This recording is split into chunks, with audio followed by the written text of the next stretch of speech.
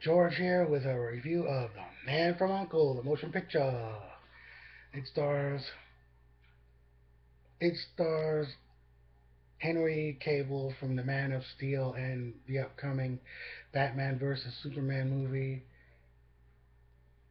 as Napoleon Solo, the main character of the original '60s TV series. Cavill seems entertainingly though to be sort of doing a feature-length impression of Robert Vaughn's original performance. You know, so as if the pressure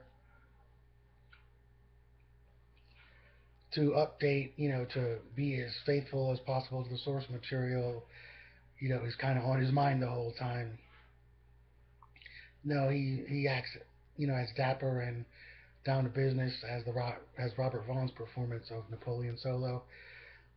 We also have Army Hammer as the reluctant Russian sidekick Ilya Kuryakin, kind of like the Wild Wild West movie in 1999, which of course was also based on a '60s spy show. This one takes place shortly before the source material, has the characters first put together, and in both movies they can't stand each other for most of the movie, and some of the humor comes out of that.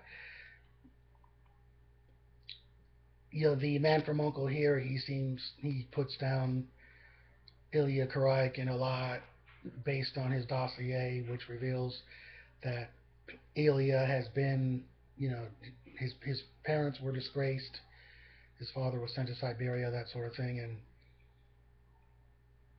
it seems like Napoleon Solo just wants to get the better of him and put him down and treat him as if, somehow, he's better than Kuryakin, or maybe, because of Cold War sentiments that he thinks maybe Americans in general are better than Russians.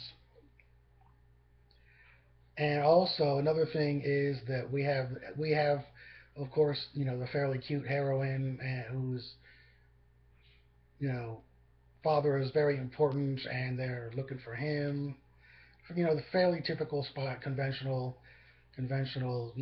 mainstream spy cliches done fairly well. Not it isn't a masterpiece, but it's a nice way to spend 2 hours for those of us that like the spy genre and don't expect everything to be Robert Ludlum or John le Carre.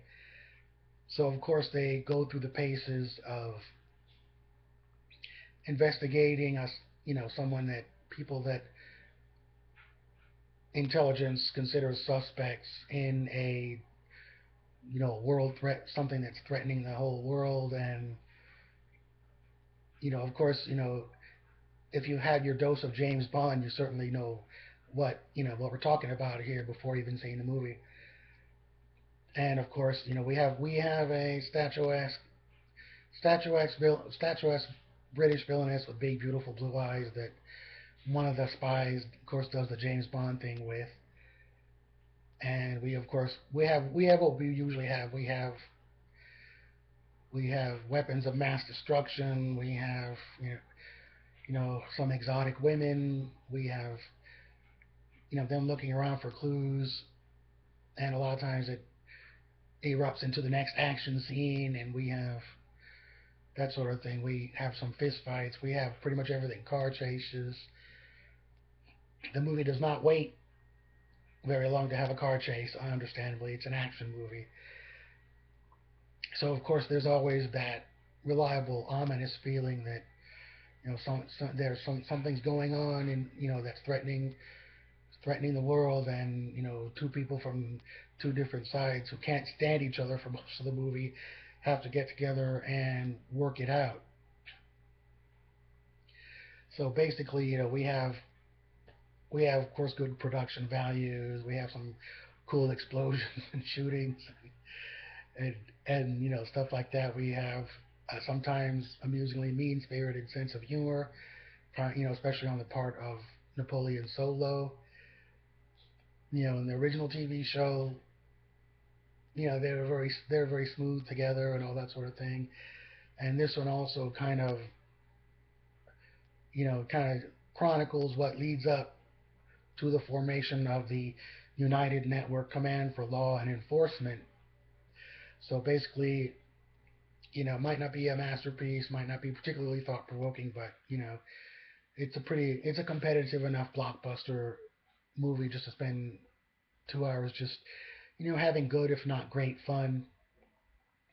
So I say give it a chance, and that's my assessment of The Man from Uncle. So in the meantime, enjoy your movies.